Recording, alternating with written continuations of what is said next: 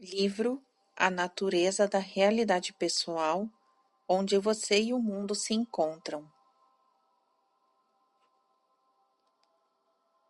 Capítulo 2 A Realidade e as Crenças Pessoais.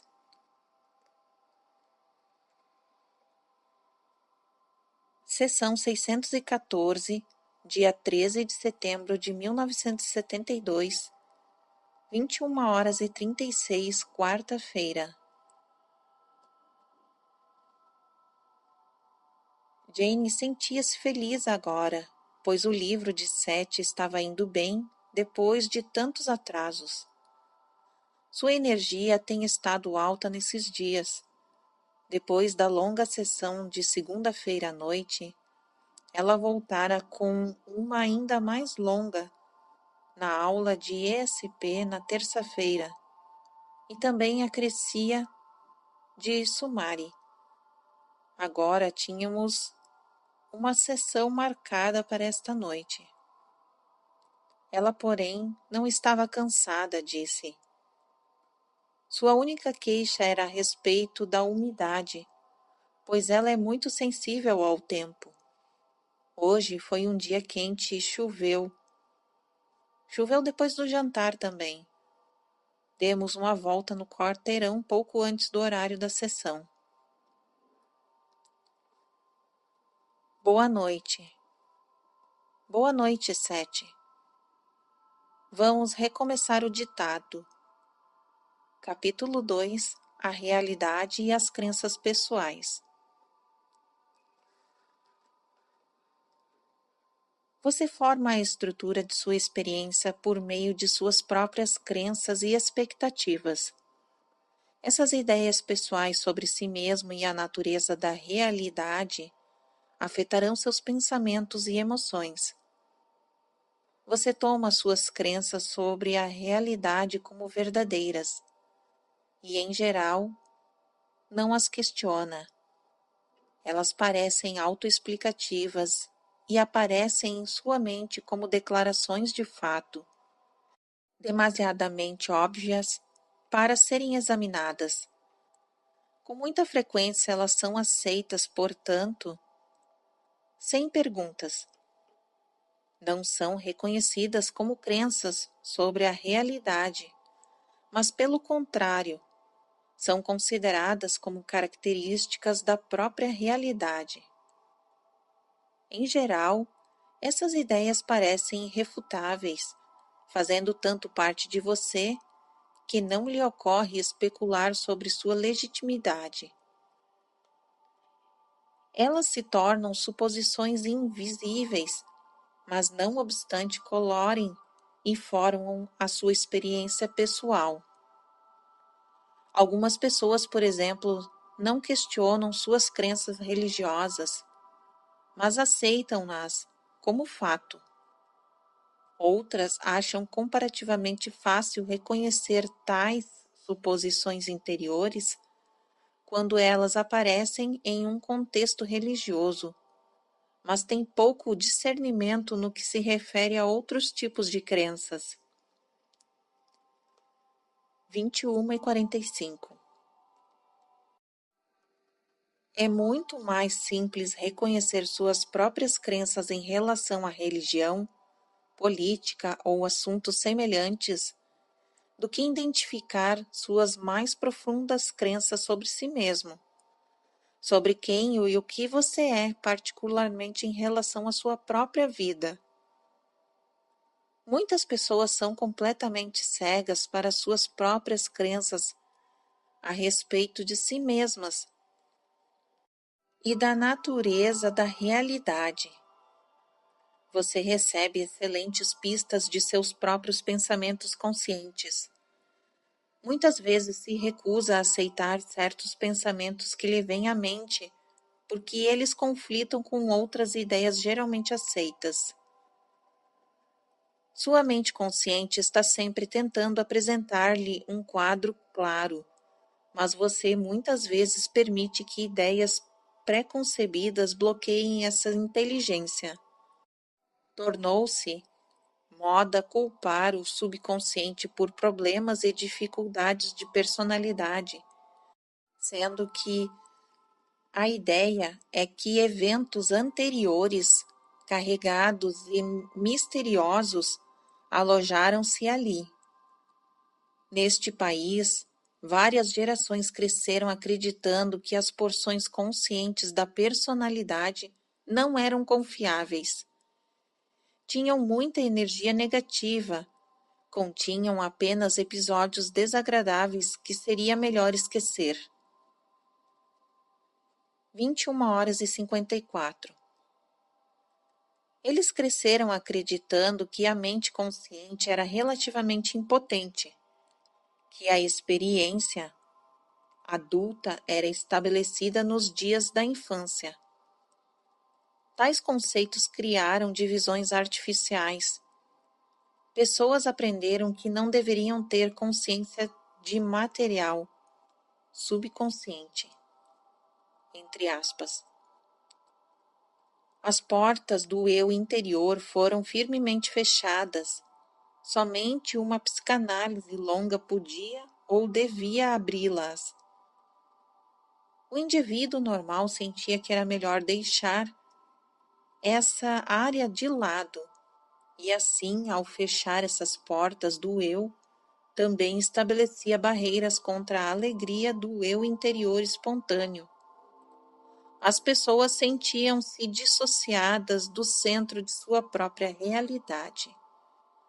O conceito do pecado original era muito pobre, limitado e distorcido, mas pelo menos era acompanhado de procedimentos muito simples.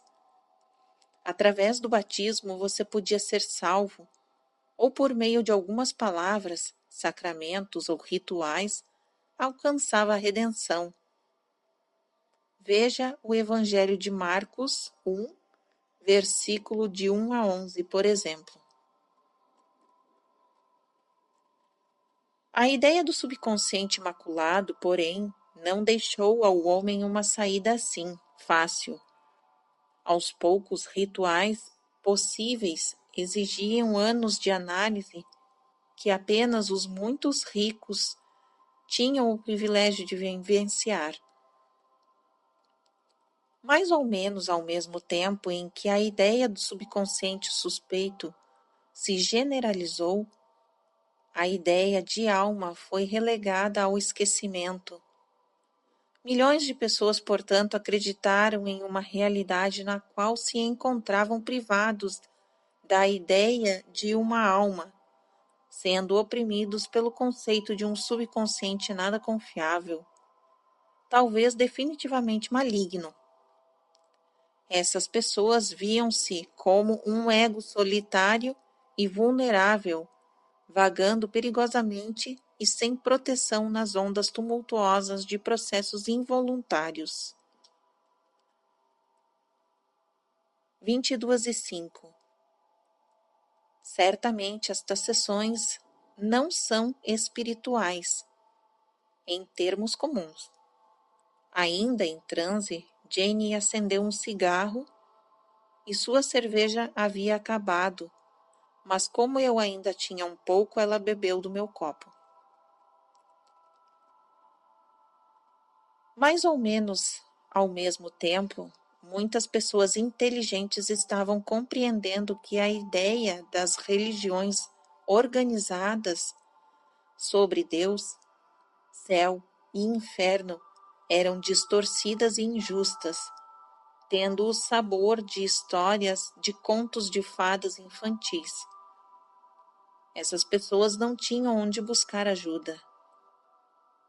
Nessas circunstâncias, olhar para dentro teria parecido uma tolice, pois elas haviam aprendido que, para o início de conversa, este dentro continha a fonte de seus problemas.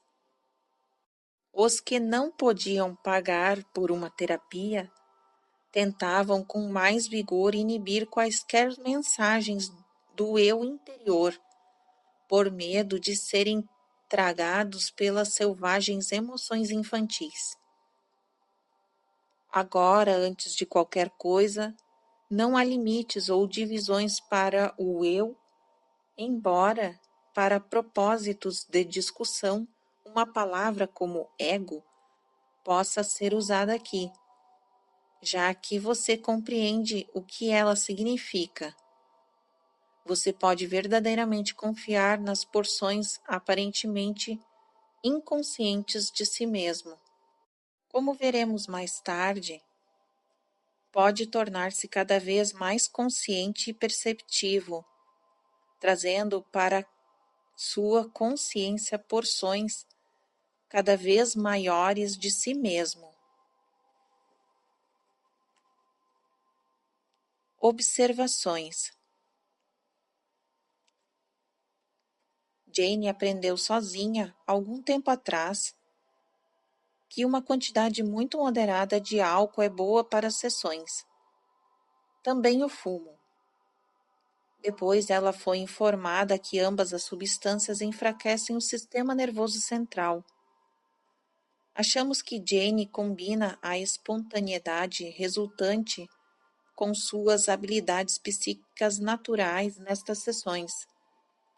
Ela não começa a tomar qualquer bebida até que as sessões tenham sido iniciadas.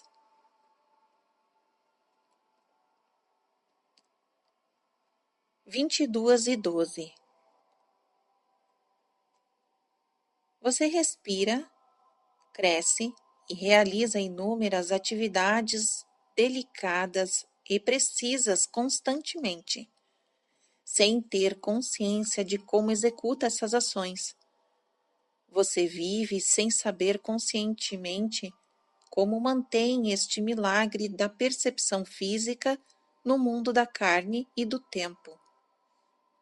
As porções aparentemente inconscientes da pessoa atraem átomos e moléculas do ar para formar a sua imagem.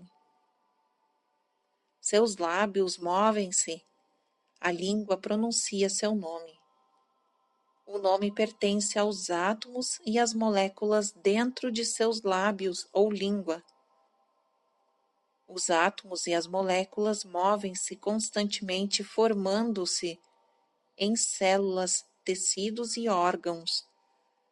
Como pode o nome proferido pela língua pertencer a eles? Eles não leem, não escrevem, contudo falam sílabas complicadas que comunicam a outros seres como você mesmo, desde um simples sentimento às mais complicadas informações. Como fazem isso? Os átomos e moléculas da língua não conhecem a sintaxe da língua que falam. Quando você começa uma sentença em geral, não tem a menor ideia consciente de como irá terminá-la. Contudo, tem fé de que as palavras farão sentido e de que o que deseja dizer fluirá sem esforço. Tudo isso acontece porque as porções interiores do seu ser atuam espontaneamente, alegremente, livremente.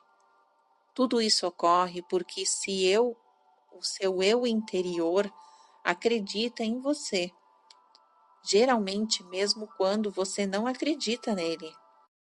As porções inconscientes do seu ser atuam incrivelmente bem, em geral, a despeito da grande incompreensão de sua parte sobre a natureza delas e de suas funções, e diante de fortes interferências que você faz por causa de suas crenças.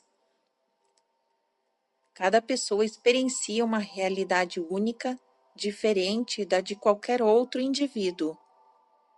Essa realidade brota da paisagem interior, dos pensamentos, sentimentos, expectativas e crenças.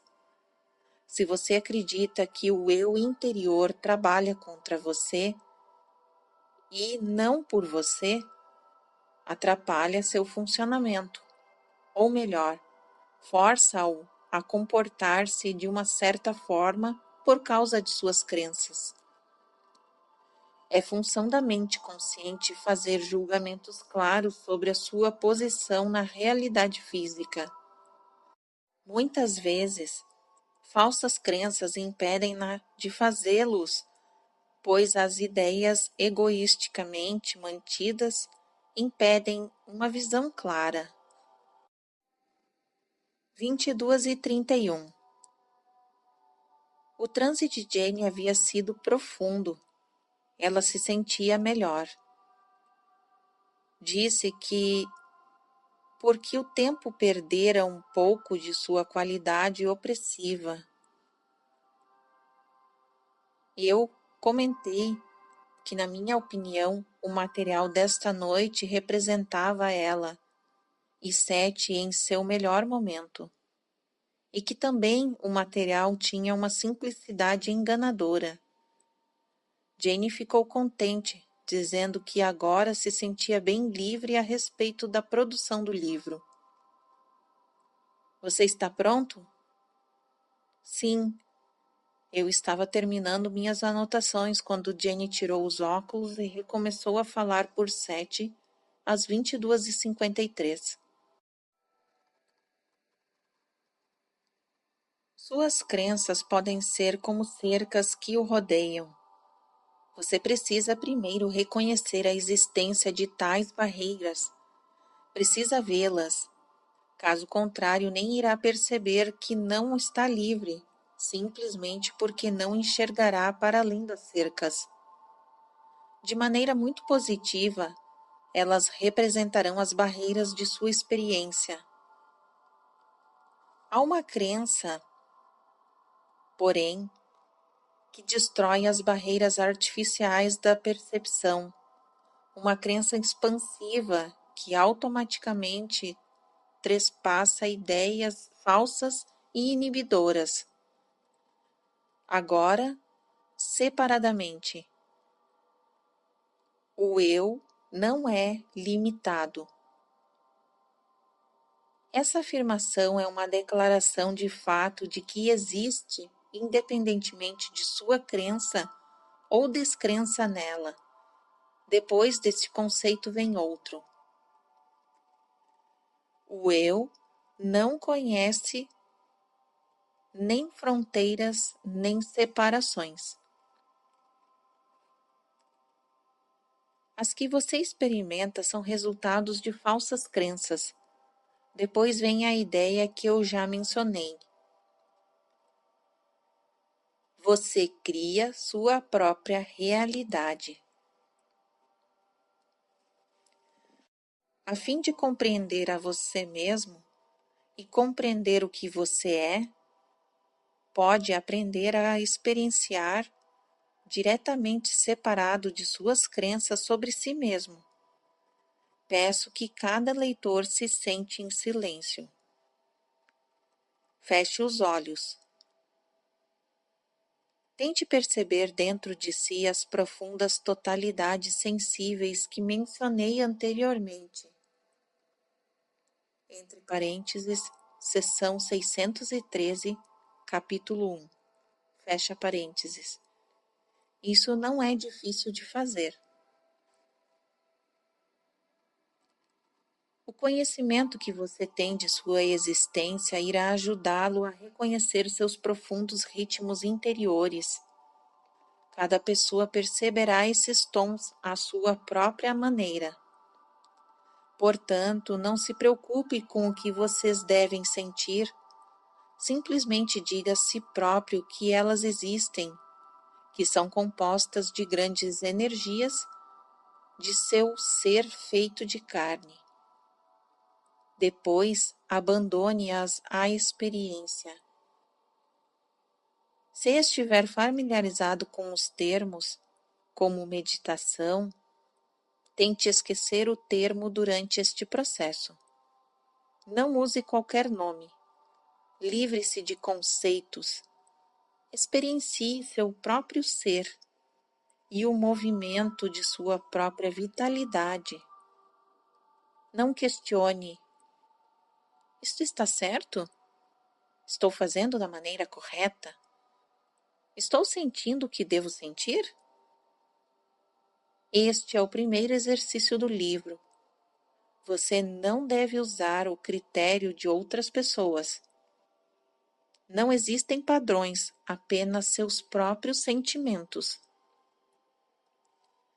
Não há recomendação de limite de tempo. A experiência deve ser agradável. Aceite o que acontecer como unicamente seu. O exercício irá colocá-lo em contato com você mesmo. Irá fazê-lo retornar para si mesmo. Sempre que estiver nervoso ou aborrecido, pare um instante para perceber esta tonalidade sensível dentro de você e descobrirá que entrou em seu próprio ser e está seguro. Quando tiver feito este exercício várias vezes, sinta esses ritmos profundos saindo de você em todas as direções, como na verdade acontece. Eles irradiam-se eletromagneticamente de seu ser físico, de maneiras que eu espero explicar mais tarde. Formam o ambiente que você conhece, ao mesmo tempo em que formam sua imagem física. 23:14.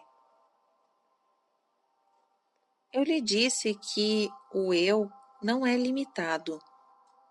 Contudo, certamente você acha que seu eu acaba onde sua pele se encontra com o espaço, que você está dentro de sua pele. Ponto final. Seu ambiente, entretanto, é uma extensão de seu eu, e o corpo de sua experiência unido à forma física. O eu interior forma os objetos que você conhece, tão certa e automaticamente como forma seu dedo ou seu olho. Seu ambiente é o quadro físico de seus pensamentos, emoções e crenças tornados visíveis. Uma vez que seus pensamentos, emoções e crenças movem-se através do espaço e do tempo, você afeta condições físicas separadas de você. Considere a espetacular estrutura do seu corpo simplesmente do ponto de vista físico. Você o percebe como sólido, como percebe toda a matéria física. Contudo, quanto mais a matéria é explorada, mais óbvio se torna que dentro dela a energia toma formas específicas, a forma de órgãos, células, moléculas, átomos, elétrons, cada um menos física que a anterior. Cada uma combina-se em misteriosa unidade, entre parênteses, Gestalt, fecha parênteses, para formar este corpo. 23 e 25. Os átomos dentro do seu corpo giram. Há emoções e há atividades constantes. A carne que parecia tão sólida acaba sendo composta de partículas que se movem rapidamente, em geral, orbitando-se mutuamente com grandes trocas de energia ocorrendo continuamente. A substância, o espaço fora do seu corpo, é composto dos mesmos elementos, mas em porções diferentes. Há um intercâmbio físico constante entre a estrutura que você chama de seu corpo e o espaço fora dele. Interações químicas, trocas básicas sem as quais a vida como você a conhece não seria possível. Segurar a respiração é morrer. A respiração, que representa a mais íntima e mais necessária de suas sensações físicas, precisa fluir daquilo que você é, passando para o mundo que parece não ser você. Fisicamente, porções de você deixam seu corpo constantemente e misturam-se aos elementos. Você sabe o que acontece quando a adrenalina é liberada por meios dos vasos sanguíneos? Ela o excita e prepara-o para a ação. Mas de outras formas, a adrenalina não permanece simplesmente em seu corpo. Ela é lançada ao ar e afeta a atmosfera, embora transformada. Qualquer de suas emoções libera hormônios, mas elas também o deixam da mesma forma que sua respiração. Podemos então dizer que você libera substâncias químicas no ar que, por sua vez, o afetam. As tempestades físicas, portanto, são causadas por estas interações. Estou lhe dizendo mais uma vez que você forma a sua própria realidade, e isso inclui o clima físico, que é resultado em massa de suas reações individuais. Tratarei mais especificamente deste ponto mais tarde. Uma nota acrescentada mais tarde, onde Sete o faz, no capítulo 18. Você está em existência física para aprender e compreender que sua energia, traduzida a sentimentos, pensamentos e emoções, cria toda a experiência. Não há exceções. Uma vez que você compreenda isso, terá apenas que aprender a examinar a natureza de suas crenças, pois elas automaticamente o farão sentir e pensar de certas formas. Suas emoções seguem suas crenças e não o contrário. Gostaria que você reconhecesse suas próprias crenças em várias áreas. É preciso que compreenda que qualquer ideia que aceite como verdade é uma crença e que você tem. Precisa, portanto, dar o próximo passo e dizer: não é necessariamente verdade, embora eu acredite nisso. Você aprenderá a considerar todas as crenças que impliquem em limitações básicas. 23:40. Jane ficou surpresa ao saber que quase 50 minutos se haviam passado. Sua fala tornara-se cada vez mais vigorosa e significativa, e as sessões transformaram-se em uma dessas ocasiões em que ela e Sete pareciam ser bem capazes de continuar pela metade da noite. Eu também recebera uma infusão de energia. Como eu estava disposto a continuar, Jane mudou de ideia a respeito de terminar a sessão neste ponto. Recomeçamos da mesma forma, às 23:56. Mais tarde trataremos de algumas das razões de suas crenças, mas neste ponto quero que você simplesmente as reconheça. Vou mencionar algumas crenças falsas limitadoras. Se você concordar com qualquer uma delas, reconheça que há uma área na qual deve trabalhar pessoalmente. Número 1.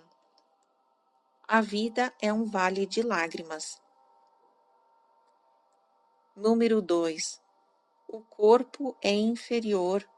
Como um veículo da alma, ele é automaticamente degradado, maculado. Você pode sentir que a carne é inerentemente má e pecadora, que seus apetites são errados. Os cristãos podem achar o corpo deplorável, pensando que a alma desce nele. Decida significando automaticamente a mudança de uma condição mais elevada ou melhor para uma pior. Os seguidores de religiões orientais em geral sentem que é seu dever também negar a carne, elevar-se acima dela, por assim dizer, para um estado onde nada é desejado, o vazio. No taoísmo, por exemplo, usando um vocabulário diferente, eles ainda acreditam que a experiência terrena não é desejável em si.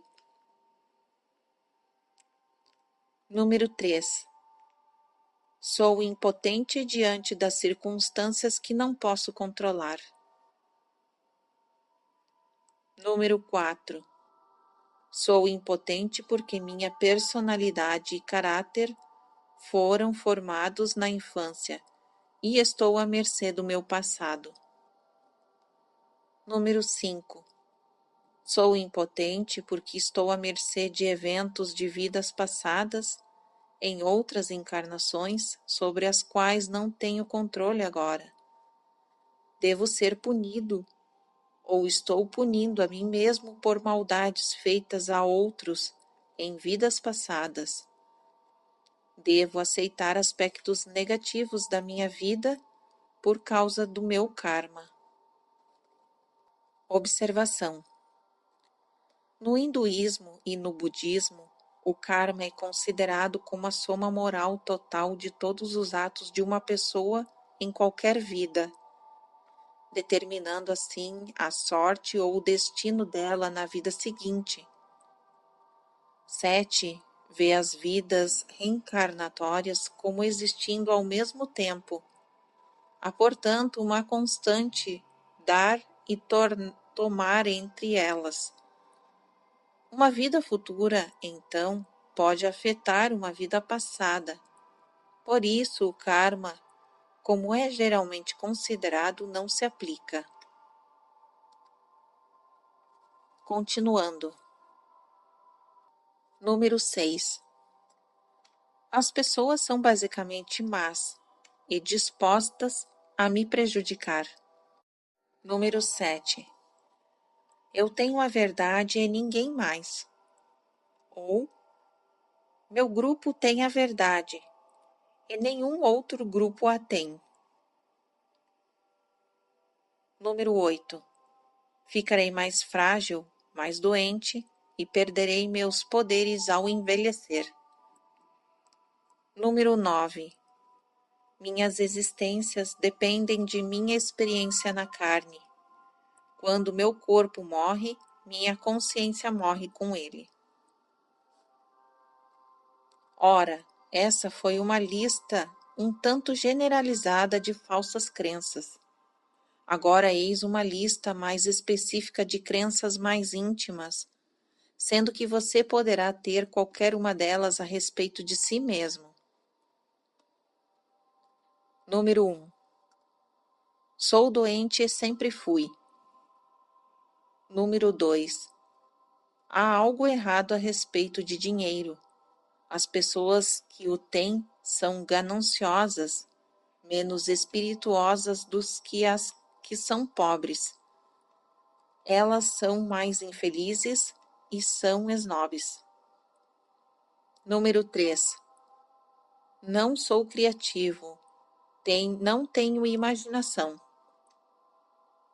Próxima. Nunca posso fazer o que desejo. Próxima. As pessoas não gostam de mim. Próxima. Sou gordo. Essa seria a número 6. E 7. Sempre tive má sorte.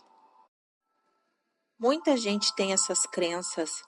As pessoas que acreditam nelas irão experienciá-las.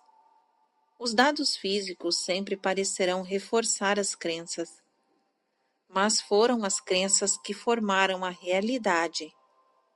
Vamos tentar derrubar estes conceitos limitadores. Primeiro, você precisa entender que ninguém pode mudar as suas crenças para você. Nem podem elas ser impostas a você de fora. Você pode verdadeiramente mudá-las por si mesmo, entretanto, com conhecimento e diligência. Olhe ao seu redor. Todo o seu ambiente físico é a materialização de suas crenças. Seu sentido de alegria, de tristeza, de saúde ou doença, tudo isso é causado por suas crenças. Se você acredita que uma certa situação deve torná-lo infeliz, é isso que ela fará, e a infelicidade então reforçará sua condição. Dentro de você está a habilidade de mudar suas ideias sobre a realidade e sobre si mesmo, de criar uma experiência pessoal de vida que seja satisfatória para você e para os outros. Gostaria que você escrevesse suas crenças sobre si mesmo, tomando consciência delas. Mais tarde poderá usar esta lista de uma forma que nem suspeito no momento. Pausa ou fim da sessão. O que você preferir? Bem, eu acho melhor terminá-la. Termino à 00:25. Nós dois nos sentimos muito melhores agora do que antes do início da sessão.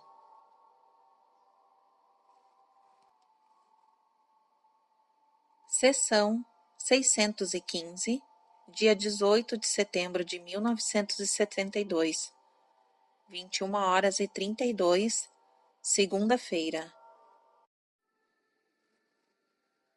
Jane já teve uma sessão curta hoje. O correio nos trouxera boas notícias no início da tarde. Nós a comemoramos com uma bebida e então Seth apareceu. Enquanto estávamos jantando, Jane recebeu um telefonema interurbano de um de nossos visitantes em agosto passado. Infelizmente, ela precisou dizer-lhe que tivera pouco tempo para trabalhar nos projetos científicos discutidos na ocasião, embora ainda estivesse interessada. Enquanto lavava a louça e pensava sobre isso, recebeu uma comunicação divertida de Seth. Ela devia parar de se preocupar com tais coisas e assumir uma posição de desinteresse divino. Jane estava pronta para a sessão regular às 21h. Embora, devido ao telefonema, não estivéssemos certos do que seria tratado. Às 21h30, porém, a sessão ainda não fora iniciada e ela estava impaciente. Quando tirou os óculos, contudo, e começou a falar por Seth, sua voz era calma, seu ritmo lento e os olhos muitas vezes fechados. Ditado: Boa noite, Seth. Suas crenças conscientes dirigem o funcionamento do seu corpo, não é o contrário. Seu eu interior utiliza-se da consciência física, do pensamento fisicamente orientado, para agir no mundo em que você conhece. A mente consciente é particularmente equipada para dirigir a atividade exterior ou experiência desperta e para supervisionar o trabalho físico.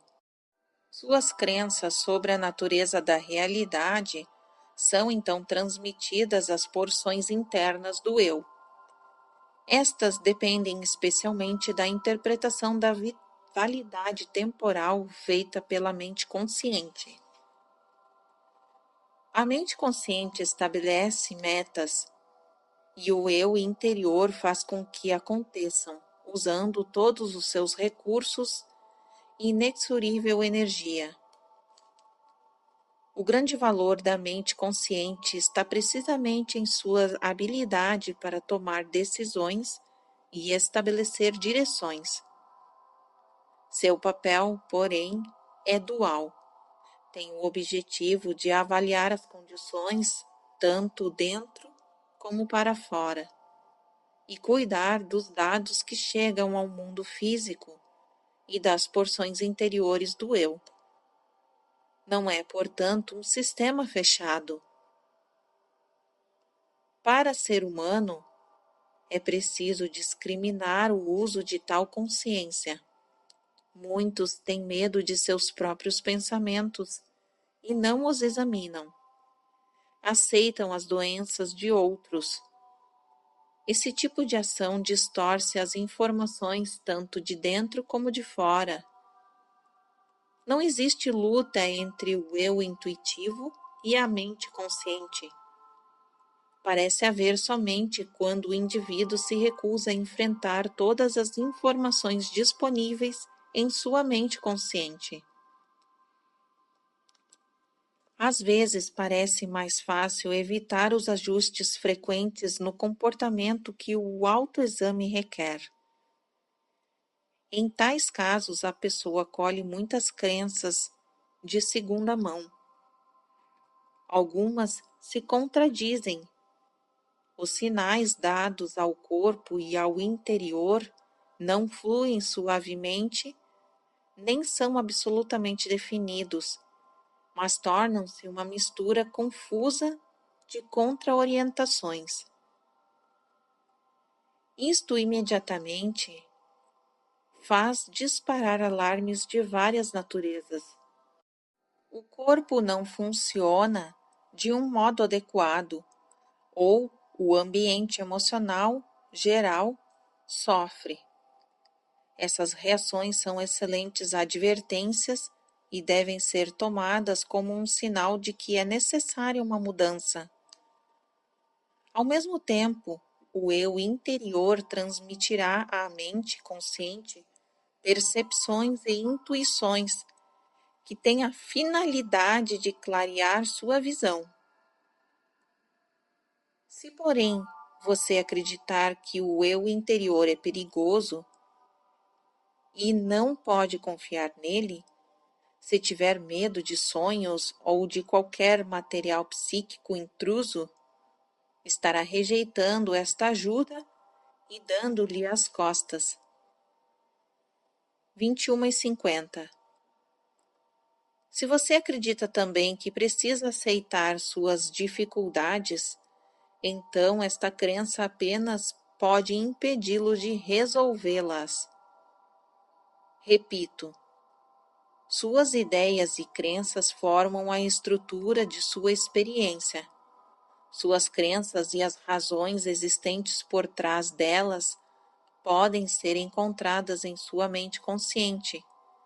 Se aceitar a ideia de que as razões para o seu comportamento estão para sempre enterradas no passado desta vida ou em qualquer outra, não vai conseguir alterar sua experiência até mudar a sua crença. Estou falando agora mais ou menos de experiências normais. Mais tarde discutiremos áreas particulares como casos de doenças de nascença.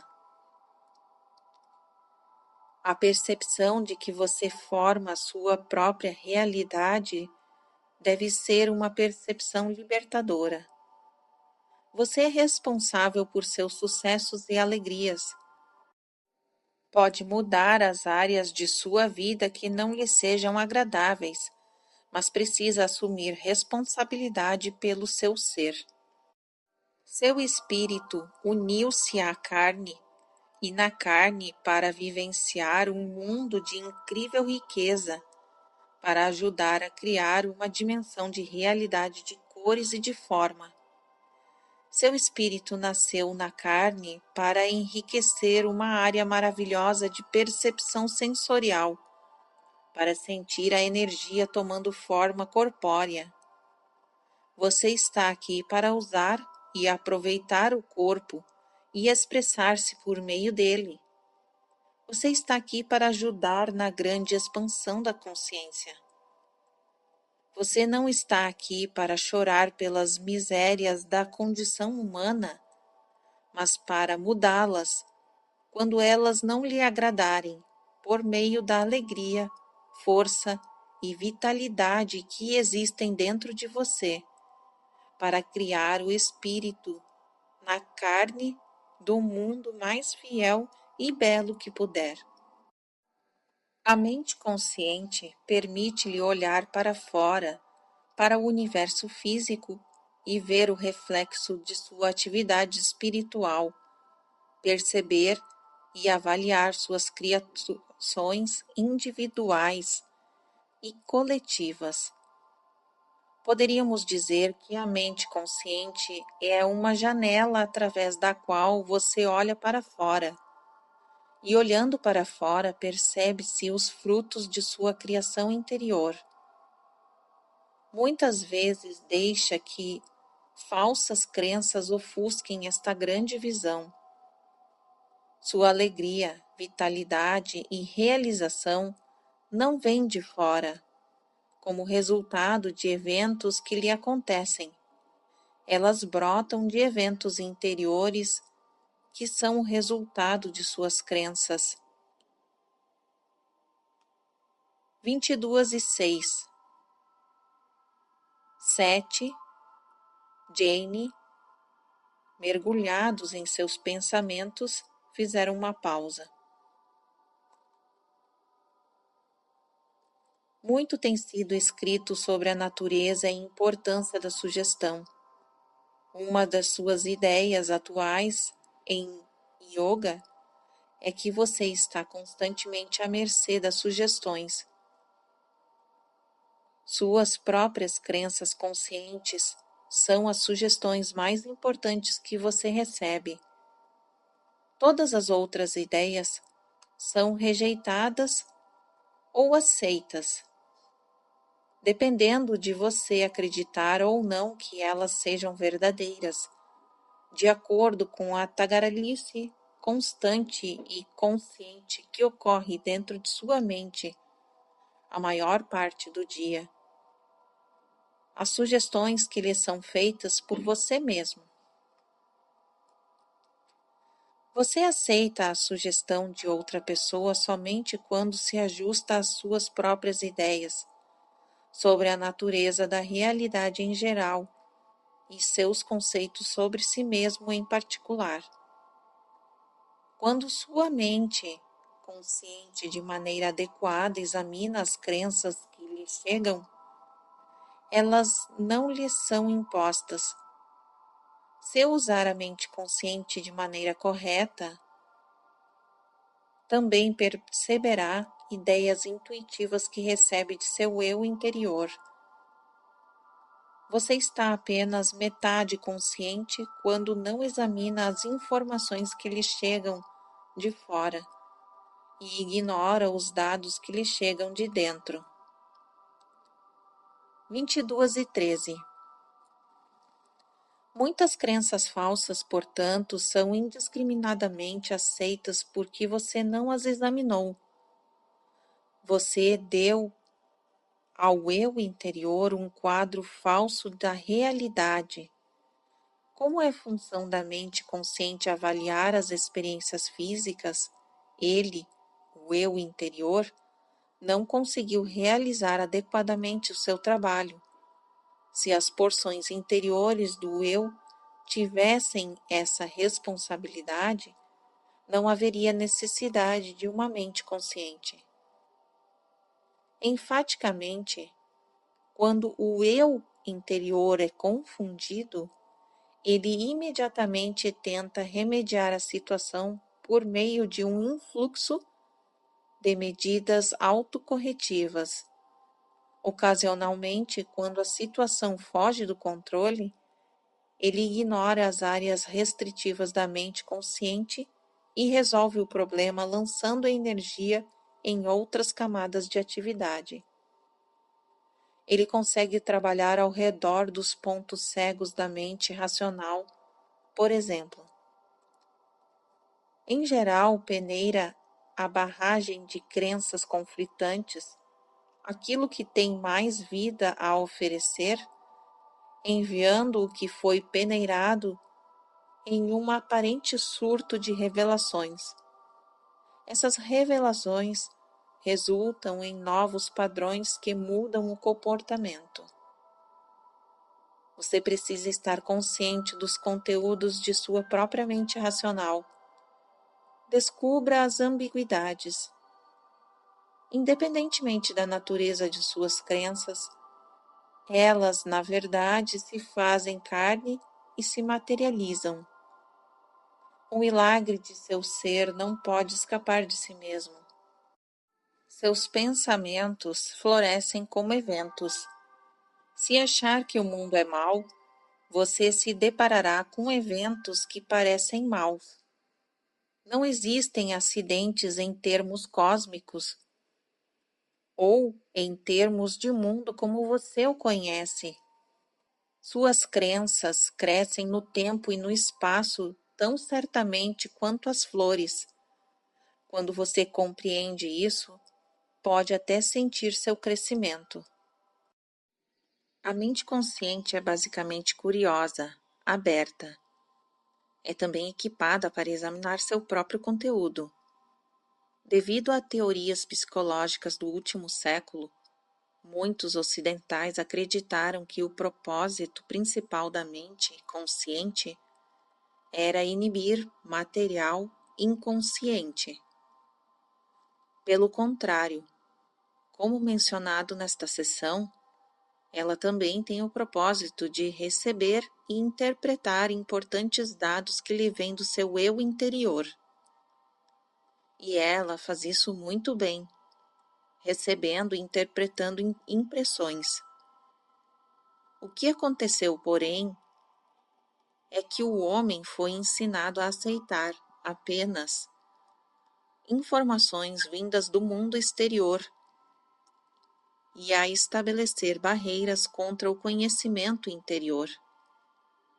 Essa situação nega ao indivíduo sua força plena e separa-o, agora conscientemente, das fontes importantes do seu ser. Essas condições inibem a expressão criativa em particular e negam ao eu consciente as visões e intuições que emergem e que de outra forma estariam disponíveis. Pensamento e sentimento, então, parecem separados.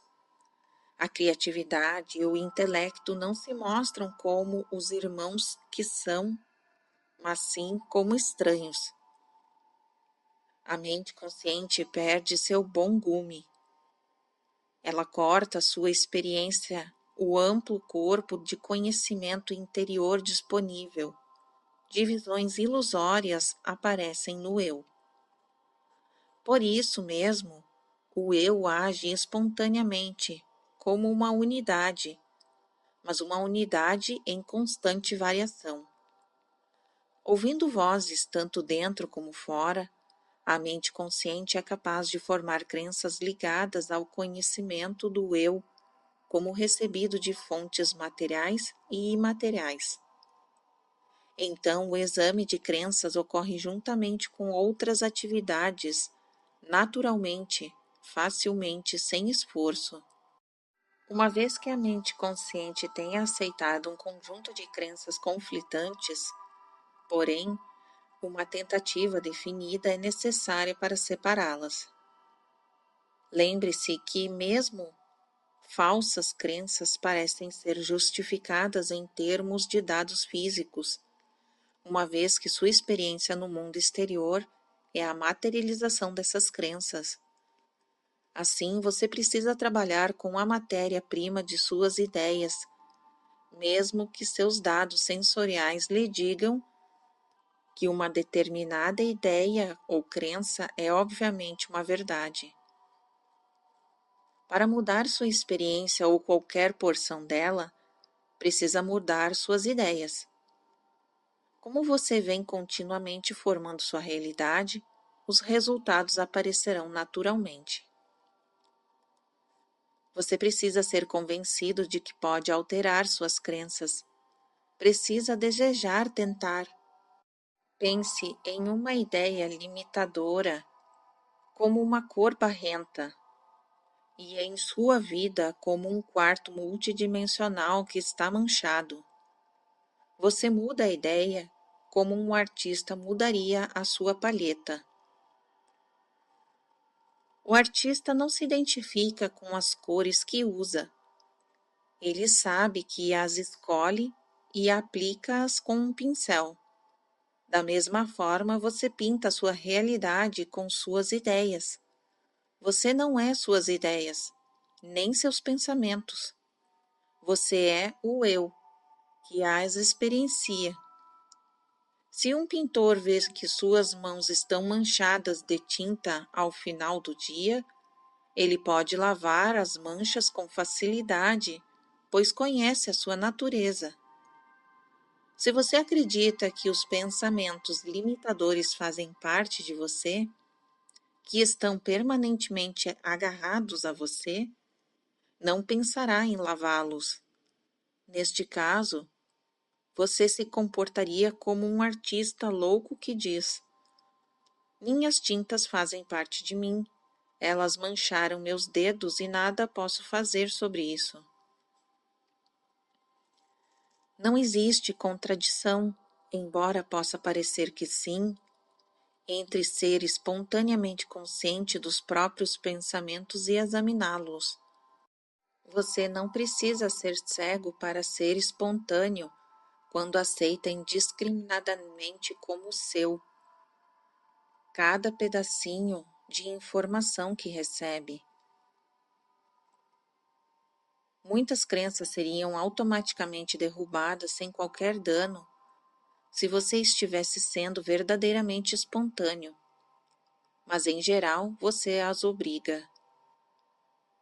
Antigas ideias limitadoras, quando aceitas figurativamente, formam um berço restritivo que reúne outros materiais semelhantes, enchendo-lhe a mente de entulho.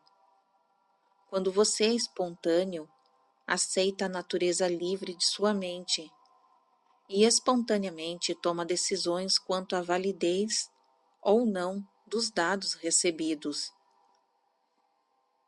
Quando você se recusa a permitir isso, esta função se torna confusa. Nenhuma macieira tenta produzir violetas. Muito automaticamente ela sabe que é e conhece a estrutura de sua própria identidade e existência. Você tem uma mente consciente, mas ela é apenas uma porção mais manifesta de sua mente. Muito mais do que esta porção está disponível para você. Dessa forma, uma parte muito maior do seu conhecimento pode ser consciente. Uma falsa crença, porém, é limitadora e tão ambígua para sua natureza como a ideia de qualquer macieira de ser uma violeteira. Ela não poderia produzir violetas, nem poderia ser uma boa macieira enquanto tentasse fazê-lo. A crença errônea é uma que não se ajusta às condições básicas do seu ser interior. Portanto, se acredita que está à mercê de eventos físicos, está cultivando uma crença falsa. Se sente que sua experiência presente foi estabelecida em circunstâncias além de seu controle, está cultivando uma crença falsa. Você colaborou no desenvolvimento de seu ambiente de infância. Você escolheu as circunstâncias. Isso não significa que esteja à mercê de circunstâncias. Significa que estabelece desafios a serem vencidos, metas a serem atingidas, estabelece estruturas de experiências através das quais poderá desenvolver, compreender e realizar certos talentos.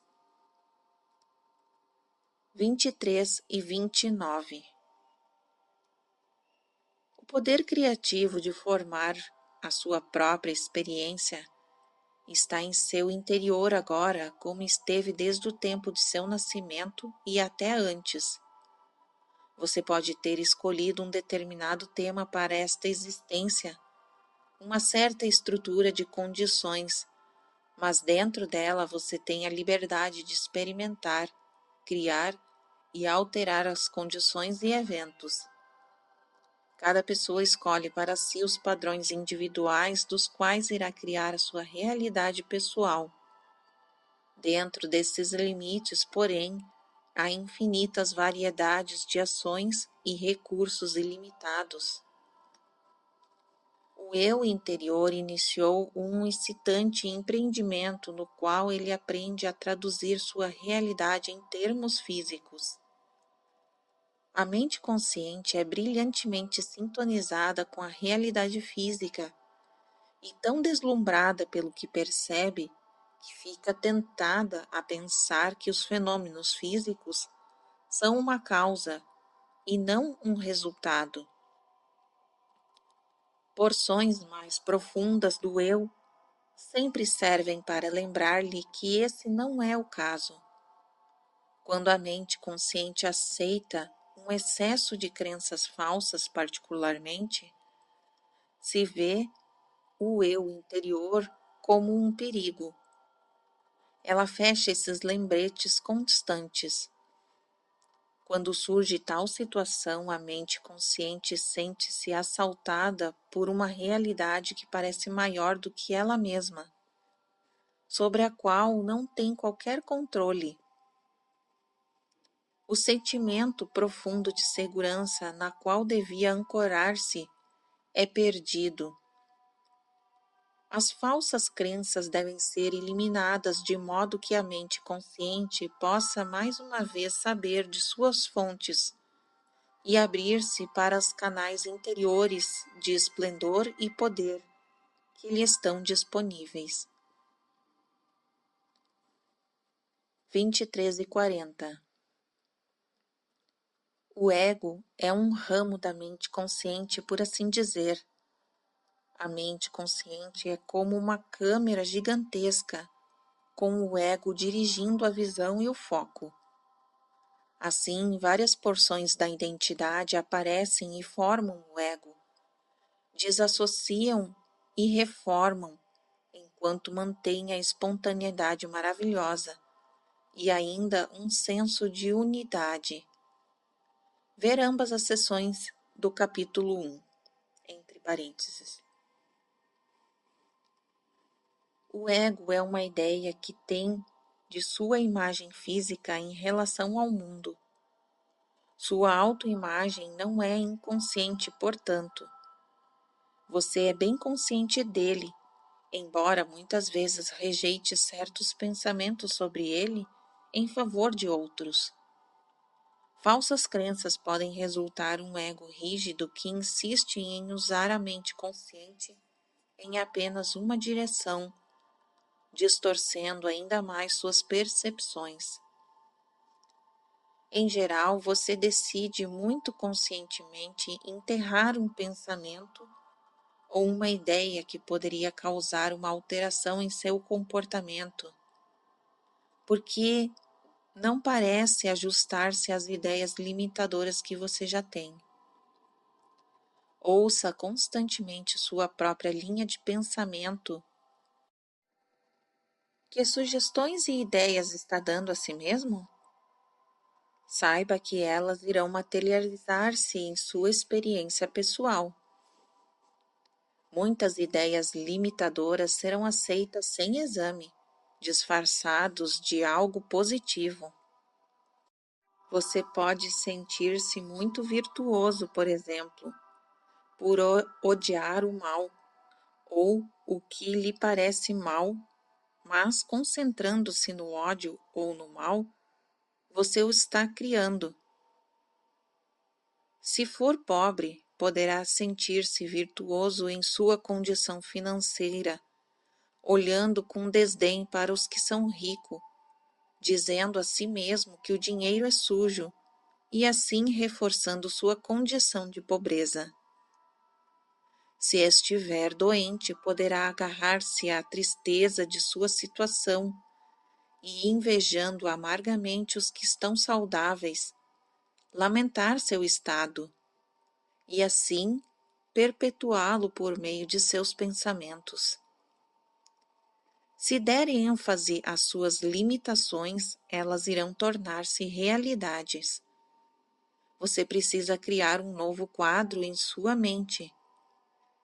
Ele será diferente do quadro que seus sentidos físicos podem lhe mostrar. Em um determinado momento, precisamente nas áreas em que são necessárias mudanças. O ódio à guerra não traz a paz. Outro exemplo. Somente o amor pela paz trará tal condição. Você pode fazer uma pausa ou terminar a sessão, como preferir. Então vamos terminar. 23h56. Jane saiu de um excelente transe antes que eu acabasse de escrever. Ela não se lembrava do material.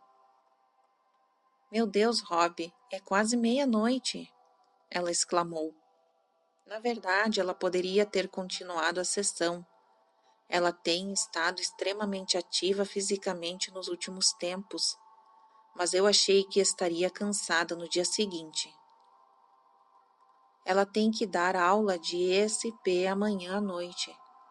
Tem uma sessão na quarta-feira à noite e classe de composição literária na quinta.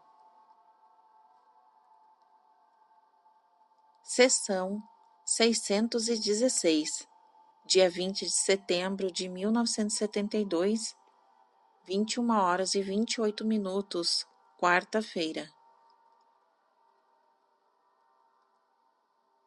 Ao nos sentarmos para esperar a sessão que iria começar às 21h20, Jane me disse que acabara de receber um título do capítulo de número 3 do livro de Sete. A telepatia e disposição de crenças, ou disposição de ideias. Ela não estava bem certa. Veremos como estava a próxima. Às 21h25, ela disse: Estou me preparando para começar agora, posso sentir. Acendeu um cigarro e olhou para o lado e para baixo, sua atenção já voltada para dentro, ao preparar-se para psiquicamente unir-se a uma essência de personalidade energética, como o próprio Sete se denomina. Boa noite. Boa noite, Sete. Reiniciaremos o ditado. Sei muito bem que muitas de minhas afirmações irão contradizer as crenças daqueles que aceitam a ideia de que a mente consciente é relativamente impotente e que as respostas aos problemas estão escondidos sob ela. É óbvio que a mente consciente é um fenômeno, não uma coisa. Ela muda constantemente. Pode ser concentrada ou levada pelo ego em direções literalmente infinitas. Ela pode ver a realidade externa ou voltar-se para dentro, observando seu próprio conteúdo. Há gradações e flutuações dentro da sua atividade. É muito mais flexível do que você pensa. O ego pode usar a mente consciente quase que exclusivamente como um meio de perceber realidades externas ou internas que coincide com suas próprias crenças. Não é, portanto, que certas respostas não estejam totalmente disponíveis, mas sim que muitas vezes você começa a seguir um curso de ação na qual acredita, não desejando abrir-se para qualquer material que contradiga suas crenças atuais. Se você está doente, por exemplo, há um motivo. Para recuperar-se totalmente, sem que surjam novos sintomas, precisa descobrir a razão. Talvez não goste de sua doença, mas é um processo que brota de sua decisão. Enquanto estiver convencido de que o processo é necessário, manterá os sintomas. Os sintomas podem ser resultado de uma crença específica ou ser causados por um complexo de crenças agrupadas. As crenças naturalmente serão aceitas por você não como crenças, mas como realidade. Ao compreender que você forma a sua realidade, precisará começar a examinar essas crenças, deixando que a mente consciente examine livremente seu próprio conteúdo. 21h40.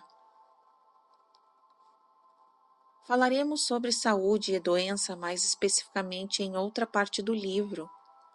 Gostaria de esclarecer, contudo, que, em geral, a psicanálise é apenas um jogo de esconde-esconde no qual você continua a negar a responsabilidade que tem por suas ações e sua realidade, atribuindo a causa básica a uma área da psique oculta em uma escura floresta do passado.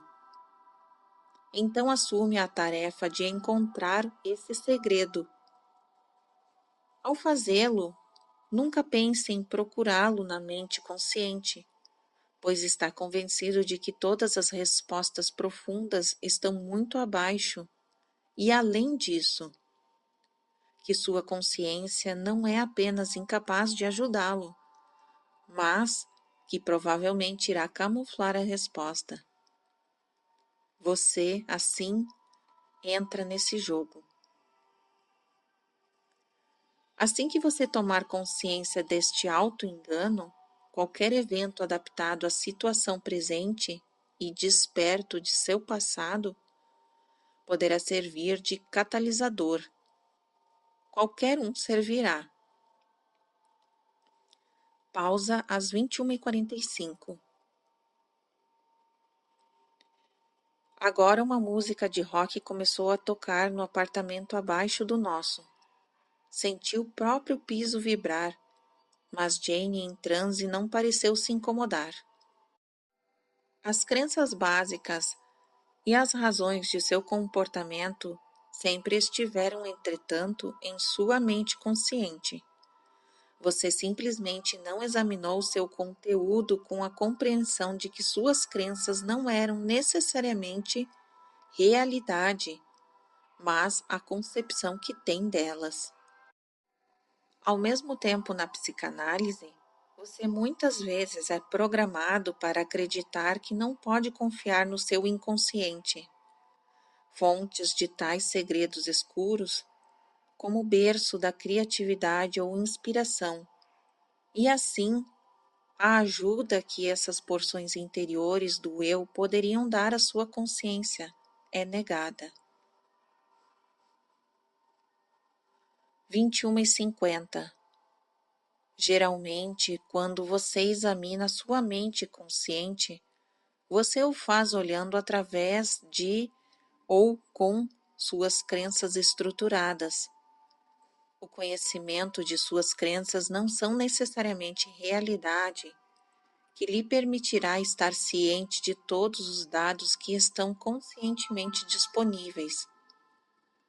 Não estou dizendo que examine seus pensamentos com tanta frequência e com tal vigor que isso lhe sirva de obstáculo, mas você não está plenamente consciente até que saiba o conteúdo de sua mente consciente.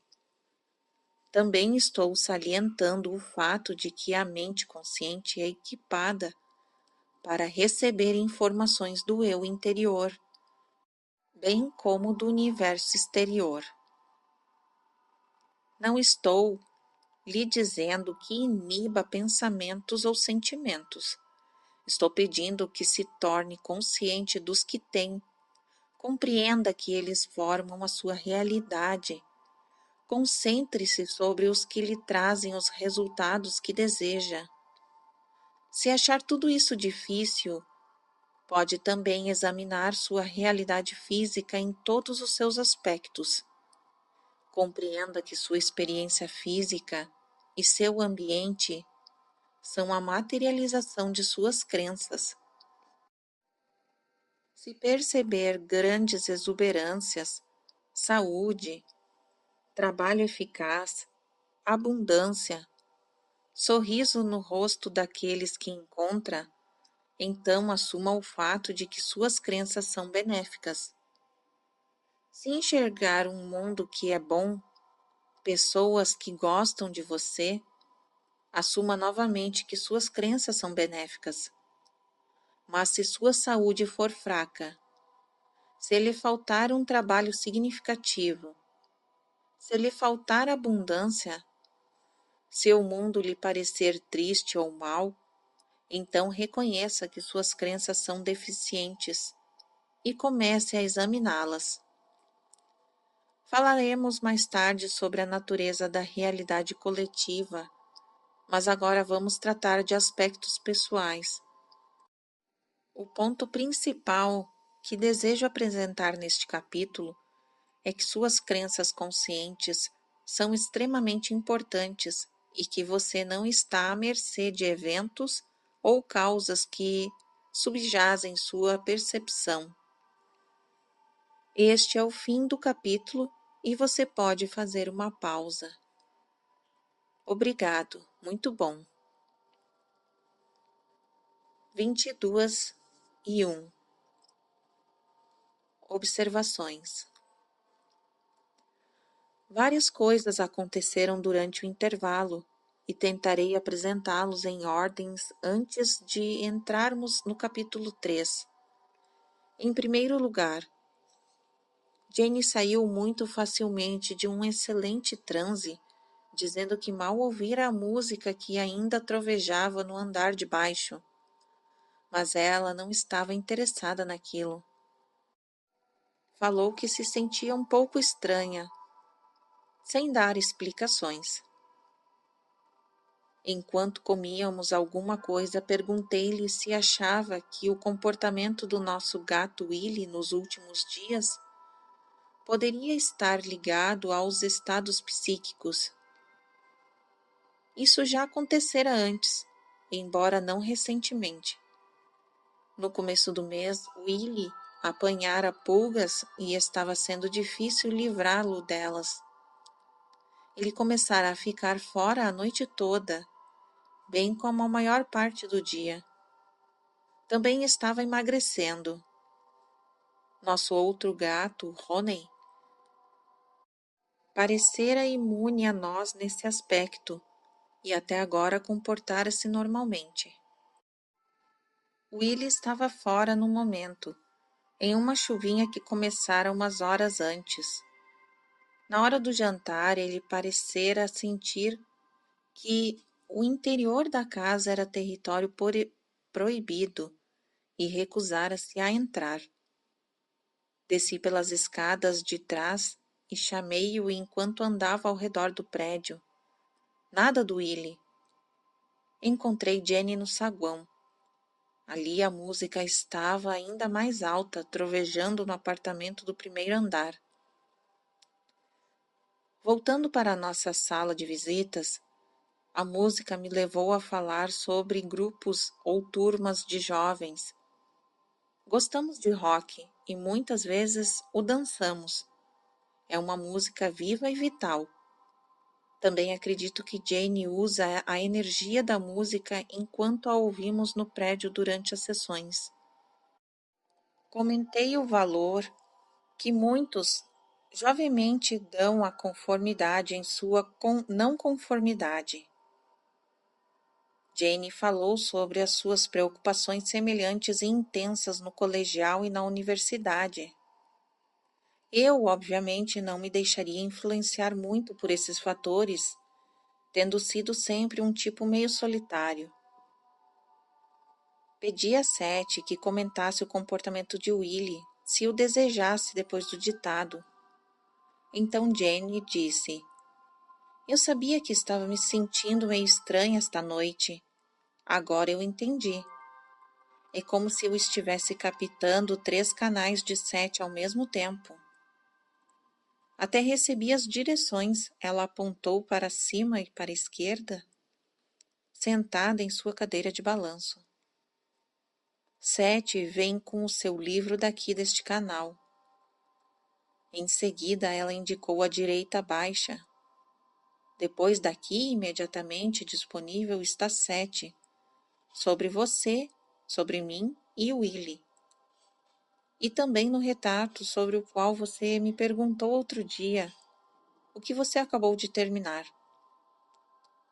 Aqui agora, disse Jane, apontando para sua esquerda alta, está 7 sobre os que acabamos de mencionar sobre as turmas. Como os jovens sentem que é tão importante adequar-se aos de que sua própria espécie, e por quê? E por que me senti dessa maneira e você não? Ei, até tenho um monte de historinhas sobre isso, todas prontas para serem transmitidas. Uma porção de materiais sobre cada ideia. Fiquei um tanto confusa durante um tempo, mas agora vejo que cada coisa está separada, já preparada por 7. Você não vai receber 2 sentenças sobre um assunto depois de mudar para outro. Jane riu. Qual canal você deseja? Estou ficando de boca calada, eu disse brincando. Que tal voltar ao livro? Achei que fazer isto a ajudaria a controlar a proliferação de canais até que pudéssemos aprender mais sobre a questão. A possibilidade havia sido indicada várias vezes. A habilidade de 7 de tratar de uma variedade de assuntos com os membros de um grupo, mesmo que fossem estranhos a Jane, o novo passo seria sua percepção consciente dos blocos de material já preparados e esperando a transmissão. Jane concordou prontamente em retomar o trabalho do livro. Nunca me senti assim antes, como se estivesse sendo programada antecipadamente. É como se eu precisasse de 3 microfones. Isto é muito estranho. Eu recebo o material como som. Se eu pudesse falar 3 vezes ao mesmo tempo, poderia transmitir material sobre 3 coisas. Agora tenho que captar o canal certo para que 7 volte ao seu livro. E quase me parece que se uma pessoa entrasse aqui agora e mencionasse um assunto, eu já teria esta informação completamente pronta. Cada canal é claro como um sino. Não há estática nem perda entre eles. Pronto, acabo de receber outro. Jane apontou para sua esquerda baixa. E ele explica tudo isso. Ela tornou a rir. Me chame de Estação Jane. Fim do capítulo 2.